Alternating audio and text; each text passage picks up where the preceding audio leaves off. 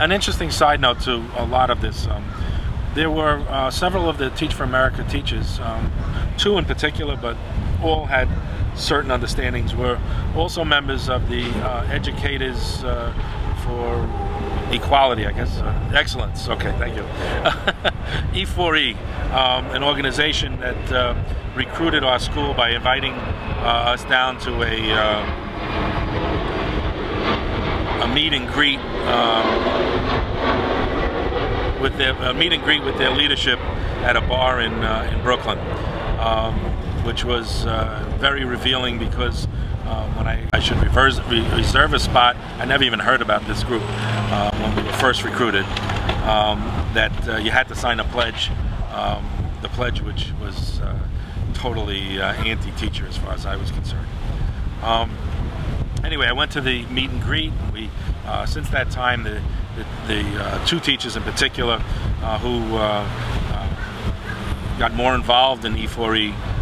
became sources of very stimulating discussion for me. We were able to discuss teacher quality issues and other issues dealing with unions and union representation. And I can honestly tell you that that both of the teachers that I had these discussions with were very open, although I don't think they agreed with me totally. I think they understood what I was saying and accepted a lot of my arguments and viewed their experience and the indoctrination by E4E with a little more skepticism than they would have if I didn't have that discussion with them. Well, as of course it turned out, I only had one grievance the whole time I was chapter leader during the school year, and that grievance dealt with an E4E teacher, which I found kind of ironic because of the fact that it seemed to me E4E was somewhat anti-union, and I say that although that teacher as well as others have vehemently denied them being anti-union, because of the fact that there's an inherent belief in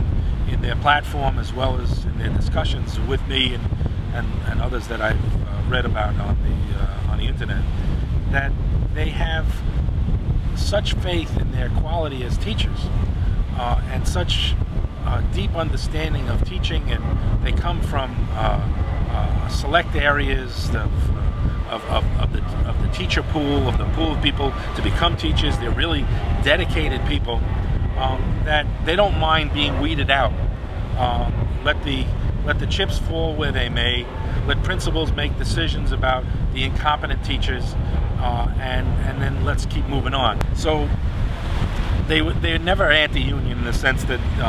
they would say the union shouldn't exist or that teachers shouldn't organize. What they are, in terms of philosophically diametrically opposed to basic union precepts, which is that you evaluate people based on on fairness and based on non-discrimination. They don't have a problem with being evaluated by principals who have long histories of discrimination and other agenda going on in terms of decision making about their teaching staff. Anyway, this teacher came to me for a grievance, which of course I would never deny. In fact, I was kind of flattered that she was willing to go through with the grievance. The grievance had to do with the fact that she wanted a student removed from her class who was not listening to her, and that the assistant principal who was there and saw some of the argument refused to remove the student and left him there, basically saying. So at the initial grievance hearing before the principal, the assistant principal and the grievant and myself presented the case. I presented the case, and in an incredible demonstration of the close relationship I have with the principal, he totally scolded the assistant principal for not removing the student. Said that we would write a protocol on student removals, and that it was no longer an assistant principal's discretion to remove a student when a teacher asked that the student be removed, which I don't know of any school that had such a written protocol in the city of New York, but I was kind of proud of it. In any case, the assistant principal, when called upon to remove a student, just removed the student, and we never had any issue like that. Again, the grievance was resolved, and the protocol became part of our chapter bylaws or whatever, our chapter issues. Now, the teacher also was also involved in the issues concerning tenure, a very vocal person about it, feeling very disrespected by the principal and slighted not only by his dishonesty, but by the fact that he put into place a procedure that made it impossible for her to obtain tenure. When I tried to talk to her about the fact that the principal was merely a cog in this decision by the board in terms of how to deal with tenure, and that although I would never defend the principal, especially after it was revealed how he had lied, the fact is that the issue was much greater than she was willing to see. And I think, although I don't think I changed her mind about last in, first out, which is a major tenet of E4E, I think she started to understand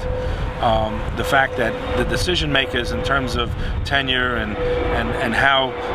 last in, first out issues were all tied up in the same kind of decision making that showed that E4E's basic fundamental beliefs were not helpful to the students or the teachers. That there is very little chance in our system of having true fairness in terms of dealing with tenure decisions, and in layoff decisions, the same issue would come up where principals' favorites or team players or other issues would enter into principal decision making about letting teachers go before newer, cheaper teachers were held